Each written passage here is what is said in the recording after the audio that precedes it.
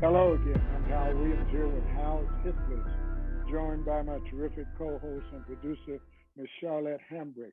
This is a very serious show today that we're embarking on. We have got to talk about the attack on our very democracy that's going on.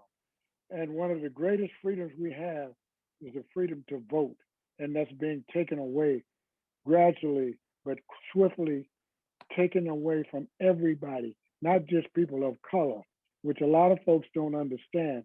This privilege is being attacked and taken away from everybody and made it appealing to some who think they might be unscathed by the changes. And that's not true. We're going to point out these things. We're going to point out what needs to be done. We're going to point out today how we need to move forward quickly as far as going into the midterms in 22. We have got to have a strong stance by then, because if you wait to 22, it'll be too late, and 24 will be a disaster. So here we go. Welcome to Hal's Hit List, and here is Charlotte. Hello. Yes, we are going to have a very serious discussion today. And Hal brought this to my attention. He wanted to do this show. So this subject made Hal's hit list. So we're going to discuss the attack on our democracy, voting rights in America. And we can't really get into this discussion without starting with the 2020 election and what that entailed. As we all know, Joe Biden won that election by almost 7 million votes, popular votes, and he also won the Electoral College. So you want to expand on that a little bit, Hal? I want to point out something that I think a lot of people have overlooked, and it just came to me early on in the campaigns that Donald Trump stood up on several occasions and I'll quote him, saying that if I do not win, it means it's rigged.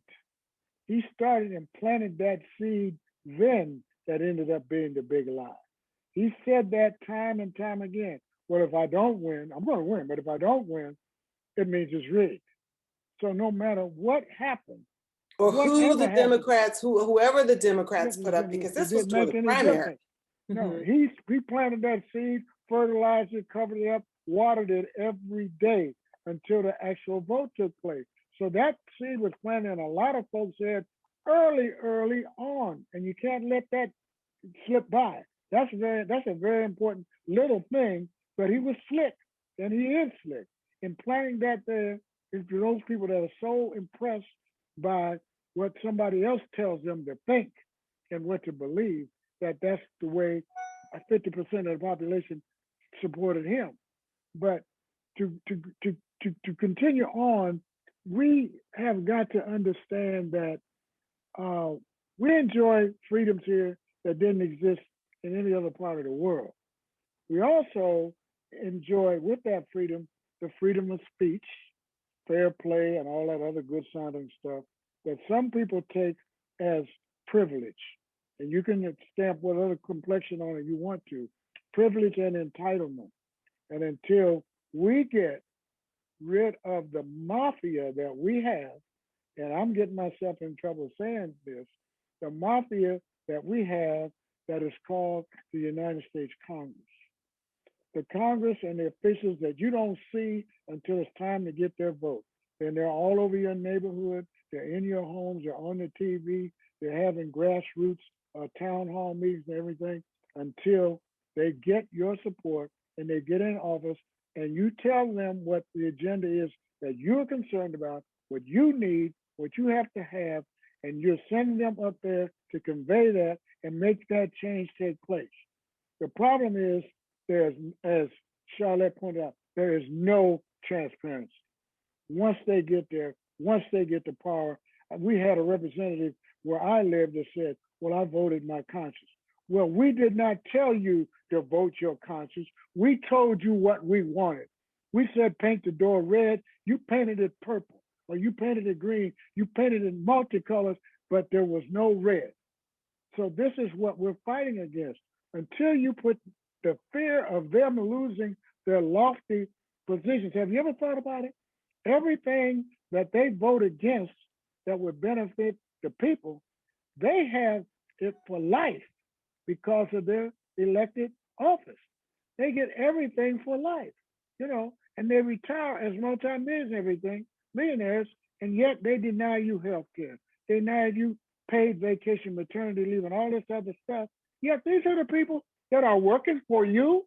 Wake up, people. Wake up. Look at it for what it is. They do nothing for you but argue like a bunch of children over pork barrel items. Well, we'll give you so and so, Charlie, but you got to vote for so and so. That's not the way a democracy works. That's not what we've tried to sell to the rest of the world, but that's what it is. And you need to take a good look at it before you even get started going to a voting poll. And that's what we refer to as minority rule, that they are not doing what the people are asking them to do. And you were so right about, just bringing up all the seeds that were put out there. One being, the post office, attacking the post office, which made individuals on the right not wanting to use the mail system. But that got blown up and everybody saw what was happening there. And I don't think they expected so many people on the left to uh, understand and use the mail-in ballot process, a process that they developed themselves as a result of COVID. I don't think that they thought the grassroots organizations were going to get to the Native Americans, get to the Asians, get to the Black Americans, and explain to them how to fill out those ballots, and that they needed a second signature. Some cases they needed a witness, and to let them know where these drop boxes were and how to put these ballots in the drop boxes. They did not expect that.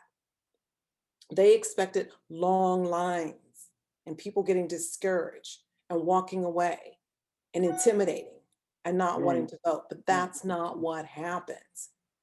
And that's ended up with a President Biden.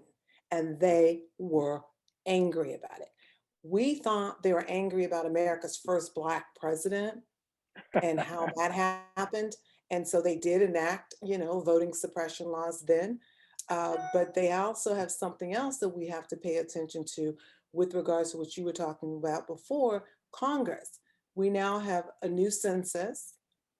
So, and they control the state legislation. So it's not just your congressman or it's not just your congressman or your senator or the president of the United States.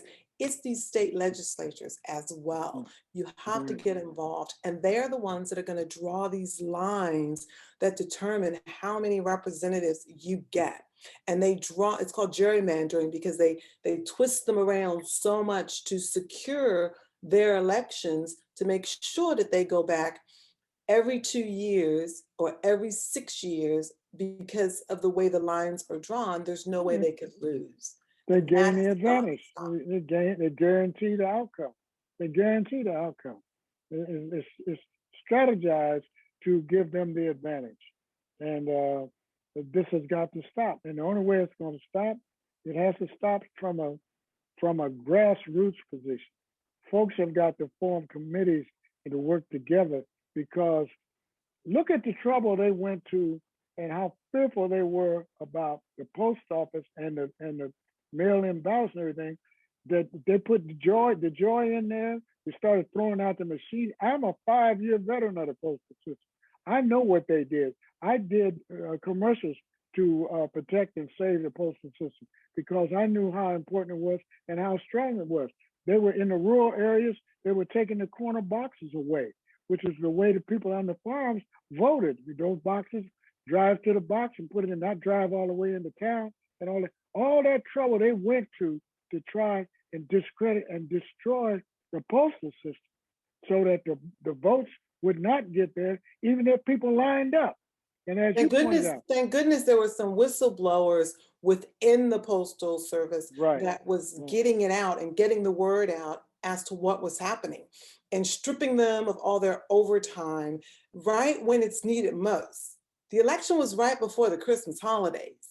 Right. So in November, so just when they're needed most, and when they rely on this overtime, and so that's what was being stripped away. So then that way they would ensure that ballots would just be sitting at the post office, and they would not get to where they Exactly. needed to be in time to be Exactly. counted.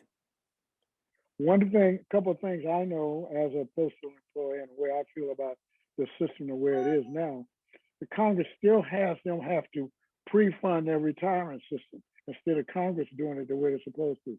I've always felt that instead of the Postmaster General being appointed by that committee, there should always be someone promoted from within the ranks of the postal system. I agree. Nobody else. You took an outsider from the private sector and made him the Postmaster General, and he was a Trump person. What did you expect was going to happen? Come on. I mean, these are the kind of things, we can't let this kind of stuff go on, people. We've got to get on it and give your voice.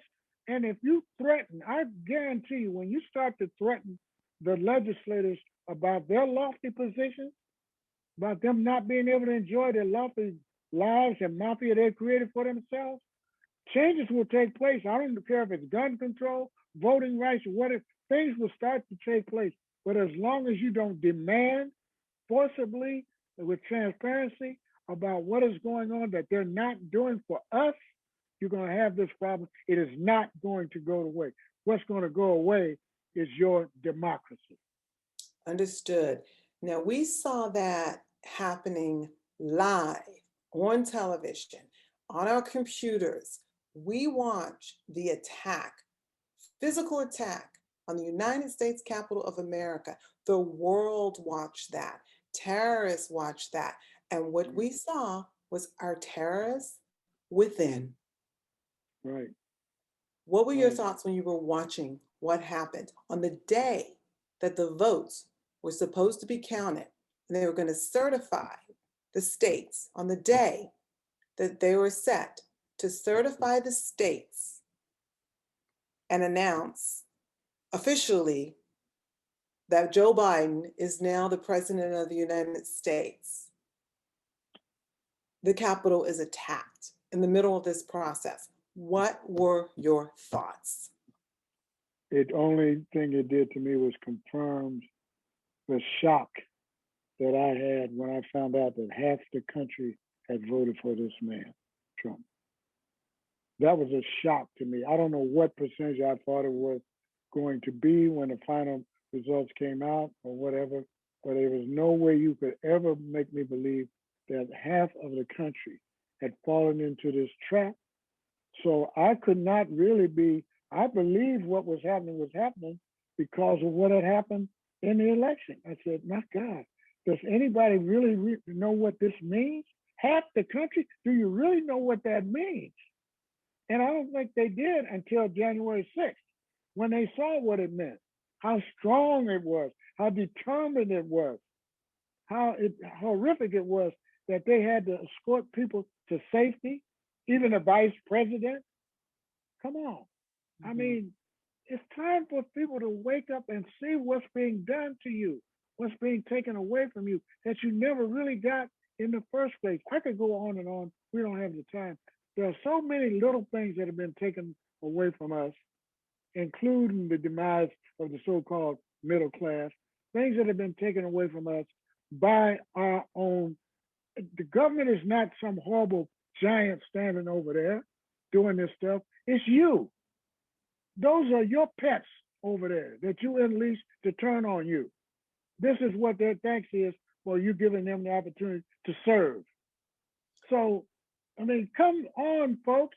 You got to start looking, step back and look at the overall picture. And if you do that and use your common sense and not rhetoric off of TV, you will see readily what's being done. You say, oh my God. So this is what it is. Yes, this is what it is. And we need a two-party system, but everyone is making these comments. Well, this isn't all the Republicans. There are things that we didn't like about Trump, and we didn't like the tweets, and we didn't like this. But overall, the point you made, that whatever they didn't like, there was something about him that they liked more. And that's what got uncovered and unleashed in America. There were things that they liked about him more. And like you said, voting against your own self-interest. Yeah. What did he do for you in those 4 years? He mishandled the COVID pandemic. He gave tax cuts to the wealthy. He gave a wink and a nod to white supremacy. Is that Hey, what you wanted? yeah. You know, he Stand did, by and stand alert, or whatever he said. Yeah. right. It's so what did he do for you, suburbia? What did he do for your kids' education, inner city? What did he do? Tell me what he did. I know there's issues like guns and abortion that the Republican Party uses to get everybody riled up and give you red meat. And racism has become one of those as well. And I hope that America can rise above this, because in the end of the day, I always say, just do the math. Black people are only 12% of the population of this country. So we can't be everything that's wrong with this country when we're only 12% of the country. Mm-hmm. So just do the math. I want to start a movement on my own, the Hal movement, that to rename the GOP. It should be the EOP, enemy of the people, because that's what it is. You look at what they're doing. You look at the platforms that they're addressing and look at what they're opposing. They can't not mean good for the people. They don't, these things are horrible. They're inflicting pain and loss and everything on the population across the board. Why even their constituents can't see what's being done to them also. Racism, as I told you, which is at the bottom of it, is what makes them believe, oh, they're talking about those brownies over there. They're talking about the blacks. They're talking about the Asians, but not us, because we're one of them. No, you are not. No, that's not how it's working. And you're going to find that out if you keep listening to this rhetoric. For the life of me, I listen to, because I'm a journalist. So I don't only listen to CNN and MSNBC and, left-wing radio. I also listen to Fox News and Sinclair stations and etc. And I'm living in the South right now because I want to know when people are saying that they voted for Trump, but yet they can't really honestly tell me why. I want to listen to what they're listening to.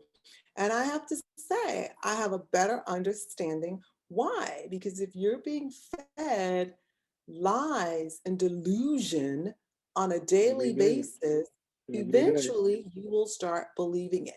If you're being shown the same video over and over again, and somebody's telling you that that's voter fraud in every state, eventually you're going to start believing it. Yeah. Or if all you're being shown are these frivolous lawsuits regarding the election, then that's what you're going to believe. I almost don't even like this word, the big lie. To me, it's just such an elementary nursery school, saying the big lie. And I don't know why everybody uses it. And maybe it's just laziness, I think, in my opinion, on the part of journalists. I am saying, use your words. You're a writer. You can come up with something better than the big lie. Call it what it is. Delusional nonsense that was planned to feed garbage to people. Garbage in, garbage out. So there are a few things that I like to discuss in which that could be done to help this situation with regards to all of this voter suppression that is a result of the fake voter fraud that is being perpetrated by the Republican Party that started with the former President Trump. This nonsense that they are using now to change all the voting laws and add all of these restrictions to keep people from voting, and particularly Black and brown people from voting. Correct. So let's talk about that. One, I'll bring up, and then you can expand on it, is the Voting Rights Bill of 1965, Right. and how that was the first time that the voting rights for Black people was addressed. And that's really, if you think about it, uh, that's when it all started, Right. when that was enacted. But then the Supreme Court in Shelby versus Holder gutted it. Why don't you expand on that a bit? They gutted it. I never quite understood what pressure they were under to even, I didn't know why in the first place the Voting Rights Act wasn't a permanent thing when it was enacted. That it was there, period, for time immemorial.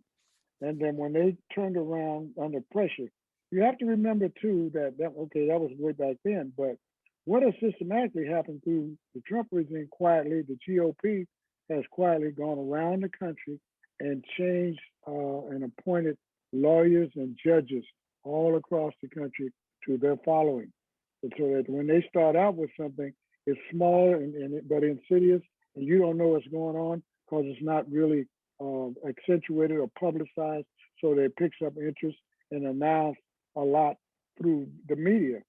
But once they gutted that thing the way they did, said, now it's just a shadow of what it was before, and they've taken away the guts, the meat out of it. That was the protection and the reason for creating it in the first place. I Well, don't the think it's thing, something that. Go right. ahead. I'm sorry, I didn't mean to interrupt. But the thing that they took out was oversight. Yeah. And the fact that I believe it was 14 states, the fact that 14 states that it had been proven who had discriminated and who had atrocious, atrocious voting records. These states, before they could change any of the voting laws, would have to go through the DOJ to get permission, basically. That's what was taken out. Section 5 and 4B was, that's what gutted it. So now you have these 14 states just running around like it's the Mhm. wild, wild west, doing whatever they Right. want. States' rights. They're taking states' rights and expanding it and exploiting it to their own political gain. That's what it's all about. I mean, there's a guy named Mark Elias, who's a lawyer who's going around filing lawsuits all over the country against all of these states who are doing this stuff. But he's asking for help. He's asking everybody for help because he said he can't do it alone. It takes the full force of the American people to get behind challenging these things.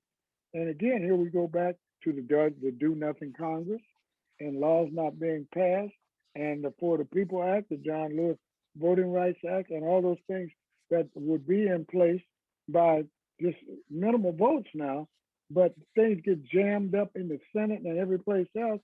Why is it that from the Democratic side, we always seem to do things that need 10% of the other party? You know, they don't seem to need the Democrats for anything. Uh, McConnell and Senator Graham, for lack of another word, just say, this is what we're going to do. This is what we're going to do. This is what we're going to do. And they go ahead and do it at any cost or by any means necessary. As long as we're going to play goody two shoes, we're not going to accomplish anything. They got We got three to, Supreme Court justices yeah, well, hey, in one hey, term. yeah, yeah. I mean, uh, I think term limits for Congress for one, that'll never happen. But these old heads, you mentioned Strom Thurmond, who stayed in there till he was 100, damn near 100 years old. He should have been, what is it, in 40 years or so? These people stand up there too long, get too comfortable, and that's why they presume, and you allow it, that they're not going to be called on anything. So there's no transparency. They do exactly what they want to do, and nothing changes.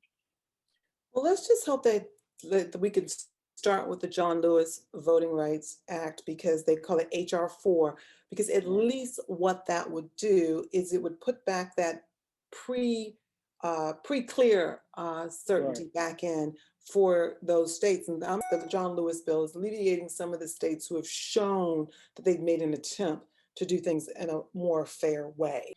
There are some senators who feel that they can get the John Lewis Voting Right Bill, HR 4, through, which already passed the House. Right.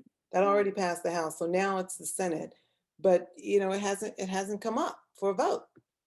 I mean, it hasn't come up for a vote, maybe because the Democrats don't actually have the votes needed because it's such a slim margin. And then, there's the For the People's Act, HR 1, which, is a bill of Congress to expand voting rights and change campaign finance laws, which is needed to deal with that dark money, in Get that money out politics. of there. Right. And it also addresses, gerrymandering. So it is a much more expansive bill than the John Lewis Voting Rights Bill, which I don't think is enough. I think HR 1, which has passed the House, which is, Senate 1 and the Senate, I think it is so necessary. I think that all of these things have to be addressed on a whole. McConnell is taking it upon himself to block the whole thing. And he has so much power. I don't know why this little man has all this power. So many people in the GOP are afraid of him and Graham, but really him, especially. Anything he says, they back off. Now he's holding that up, what you just said. He's blocking that. So it can't come to a vote and be established because the margin is narrow. So what do you do about him? There's a man. We also have some Democrats who are do not want to do away with the filibuster. I mean, how are Democrats going to find 10 Republicans? They couldn't even get 10 Republicans to vote on a commission, a bipartisan commission to look into how January 6th was organized, who was behind it, and how to make sure that something like that never happens again, which it will. They had to get up and walk out.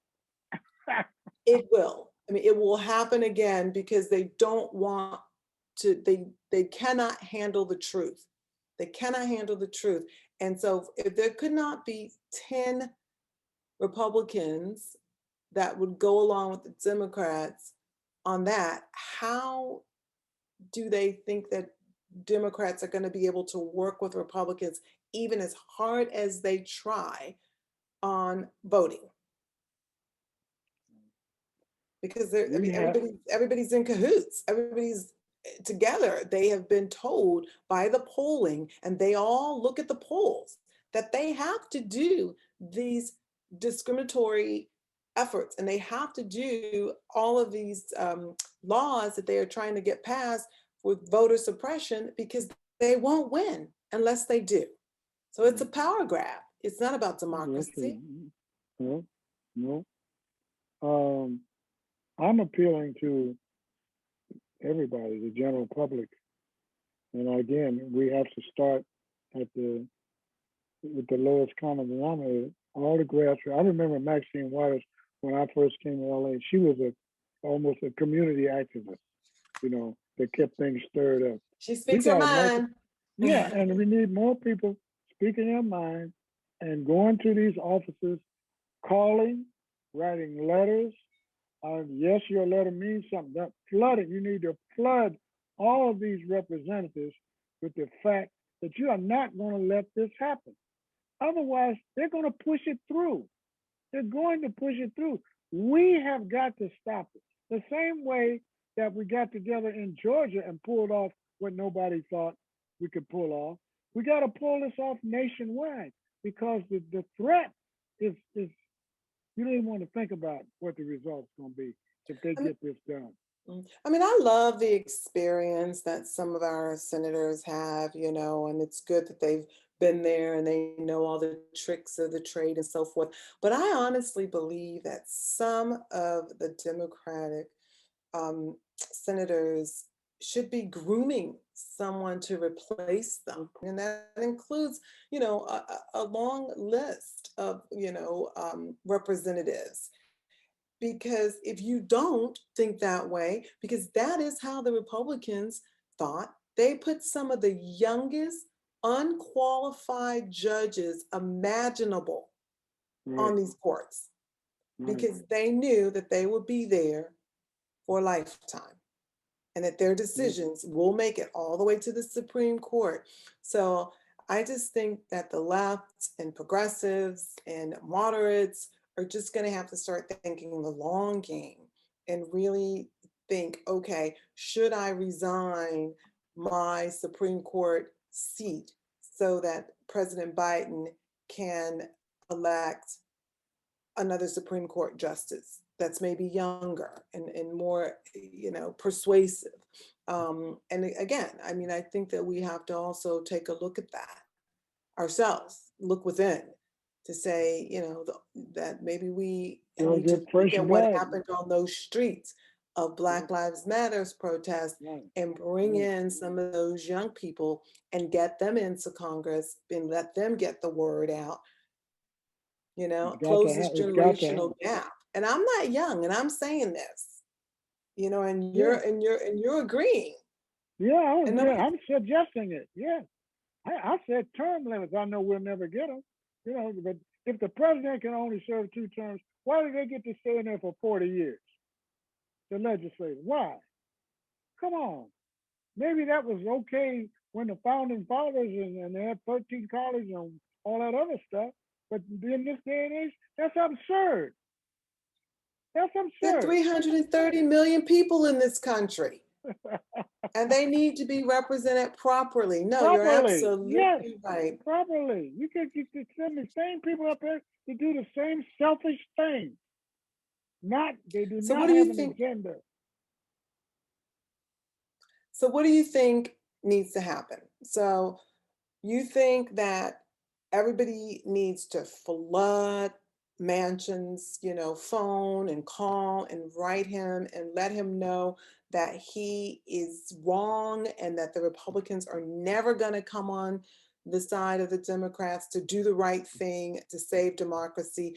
And I honestly, to be honest, I find the senator from Arizona, I really don't know what her end game is. I'd like to know. She says that she's not for getting rid of the filibuster or changing it.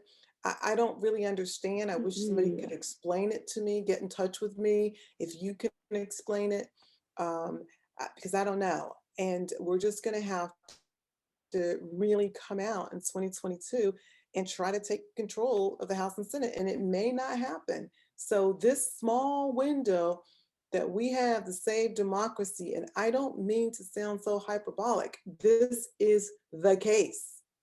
This is serious right now. We saw what happened on January 6th. That can happen in every state house in this country. They can overturn elections moving forward. They can even, if they are successful in the House and everywhere else in 22, believe it or not, there's ways that they can reverse the 2020 election and unseat Biden and reinstate Donald Trump. I never saw it that way. That's pretty scary thought. Yeah, I said it so it would scare some folks. That's why I said it. What do you think the rest of the world is thinking of America right now? They're looking at us and saying what hypocrites we've been all these years, telling them what to do and how we think they should establish our way of life, our government, our democracy, which is in a shambles now and threatens to be destroyed completely. We're as close to a dictatorship as we can possibly get without it actually taking place, because they're eliminating all the protections are being taken and eroded away, folks. They're being taken from you. I mean, look at a simple thing that has nothing to do with divorce. Look at the tax situation. Every tax thing that you used to have in terms of write-off was taken away. When Donald Trump gave that tax break in 2017, 60, what it was, it gave all that to the rich and took away everything else from the middle class and the poor people. So you have nothing now. But he speaks his mind. He says what offset. What do you have to offset the tax system now? Nothing but charitable living and giving and property tax, and they're trying to take that away, which makes what? We're gonna have 10 Boston Tea Parties in the ocean? I cannot say it enough. I cannot scream it enough. I cannot pound on my desk enough. Voting works, and we have to do it. We have to do it. We have to save it at all costs. Take what you heard today. Do not forget it. Act on it. Start calling as soon as we cut off today. Start writing notes, letters, I don't care what. Bombard these people, all of them, because none of them are doing what they should be doing to protect us in our way of life. Thank you for joining us, and we hope you have understood how important this particular segment has been and is and continues to be. Thank you. Thank you. Vote, vote, vote.